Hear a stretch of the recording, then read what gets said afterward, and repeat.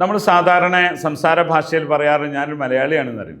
ഹിന്ദിക്കാരോട് ഞാൻ മലയാളിയാണ്, മലയാളി എന്ന് നിങ്ങൾ പറയരുത്, അത് അവർക്ക് ചിരി പടർത്തുന്നൊരു സംഗതിയാണ്. മലയാളി ഹൂം, അത് പറയുന്നതിന് സുഖമല്ല. ബംഗാളി നമ്മൾ പറയും ഓ ബംഗാളി എന്ന് പറഞ്ഞ് നമ്മൾ അവരെ കുറ്റം പറയുന്നെങ്കിൽ അവർക്ക് അതേപോലത്തെ ഒരു വേർഡാണ് മലയാളി എന്ന് പറയുന്നത്. മലയാളി ഹൂം, മേ കേരള സേ ഹൂം എന്ന് പറയുന്നത് ഒന്നും കൂടി ബെറ്റർ ആവും. മേ കേരള സേ ഹൂം അല്ലെങ്കിൽ മേ കേരള കാ ഹൂം എന്നൊക്കെ പറയലാണ് നല്ലത്.